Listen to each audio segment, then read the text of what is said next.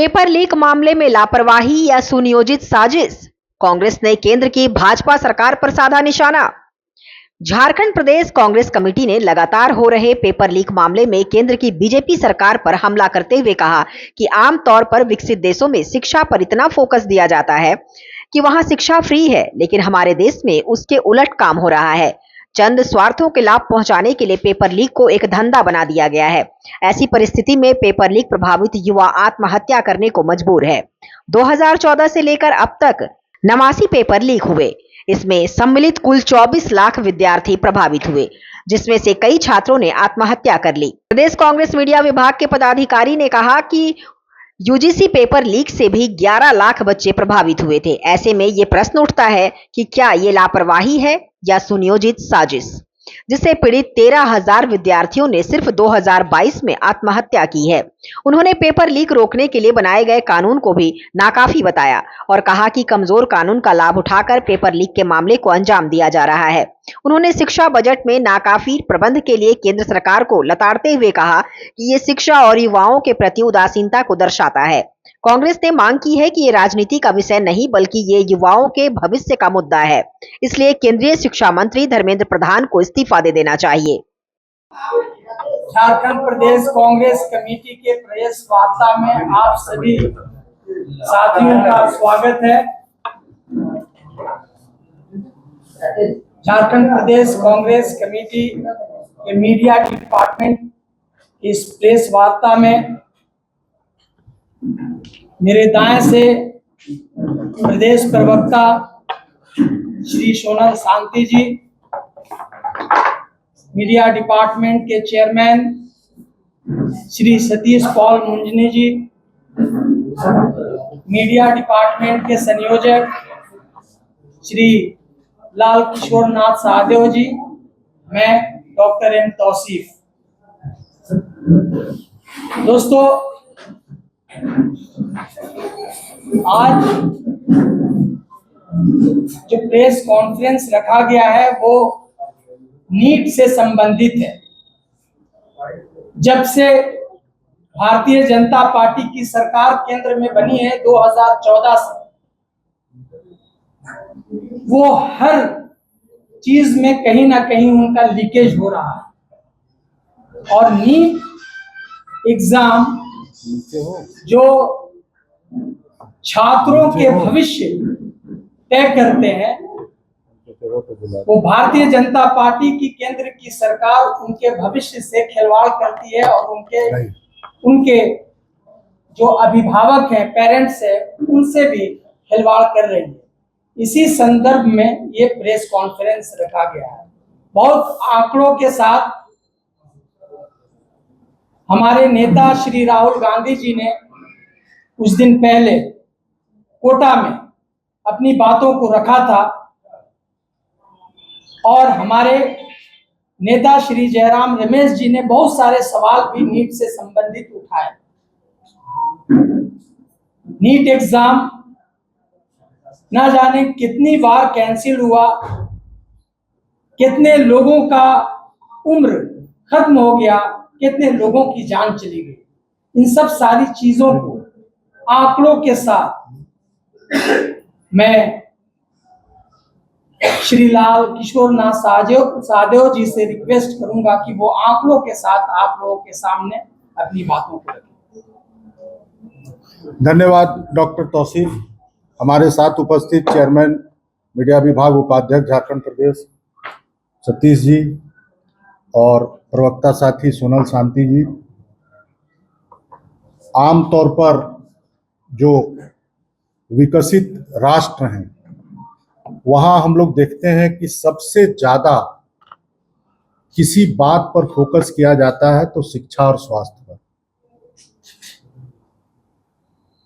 शिक्षा और स्वास्थ्य की सुविधाएं अमूमन मुफ्त हैं जो विकसित राष्ट्र हैं, लेकिन हमारे यहाँ क्या हो रहा है, भारत में जो शिक्षा को महत्व मिलना चाहिए उसमें लगातार गिरावट देखने को मिल रहा है।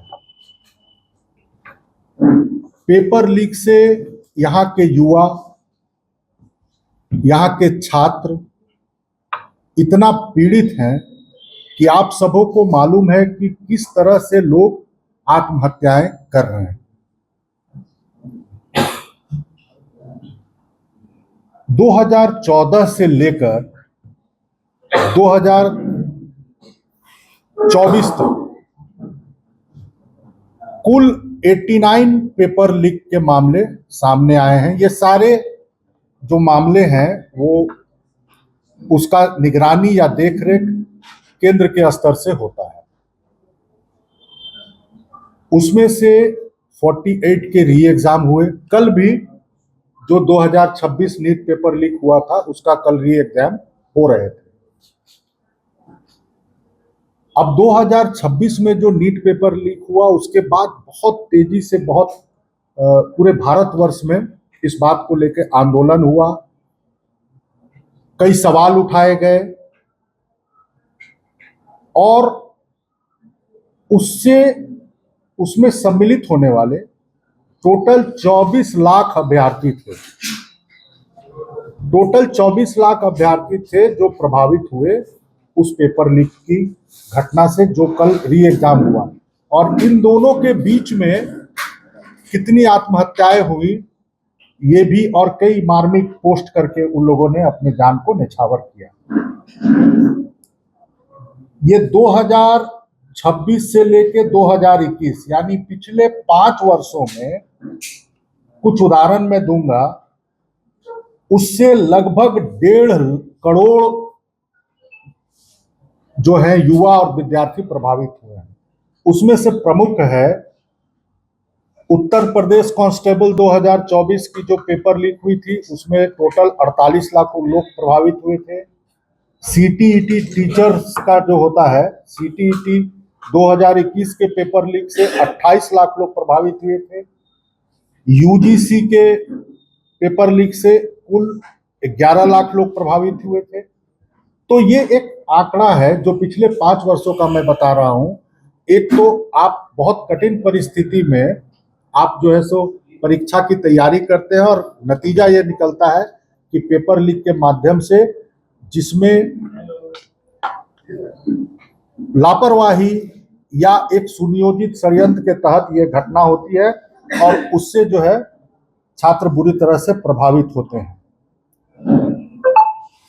अभी बेरोजगारी जो है इतना टॉप लेवल पर है इस देश में कि हम अगर देखें तो 15 से 29 वर्ष जो रोजगार प्राप्त करने का तिथि है,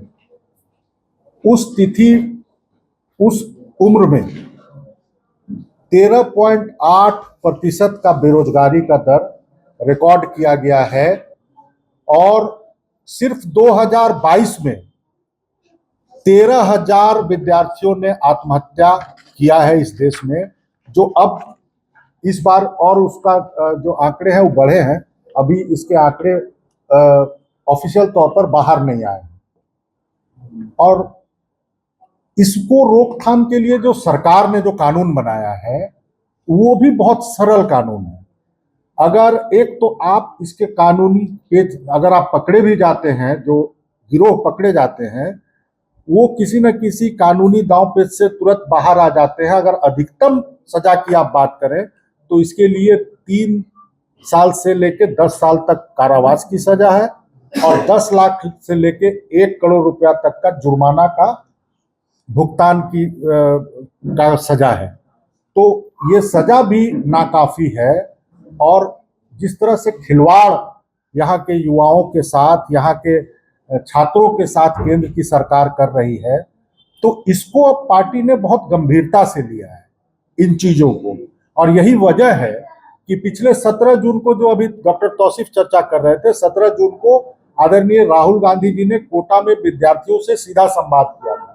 बोला कि अब ये राजनीति का विषय नहीं रहा, ये एजुकेशन सिस्टम और यहाँ के छात्र और युवा, हम भारतवर्ष को कहते हैं कि भारत युवाओं का देश है, तो यहाँ के युवाओं के साथ केंद्र की सरकार कितना नाइंसाफी कर रही है कि आप सोच नहीं सकते हैं। इसी से हम अंदाजा लगा सकते हैं कि जो 2017-18 में जो शिक्षा का बजट था, वो कुल बजट में 2.8% का हिस्सेदारी रखता था। कब की? 2017-18 में। और अभी 0.38% है मात्र। जो भारत सरकार का बजट है उसका 1% भी खर्च हम शिक्षा के क्षेत्र में नहीं कर रहे हैं। जिस क्षेत्र में सबसे ज्यादा आपको खर्च करने की, युवाओं के भविष्य के निर्माण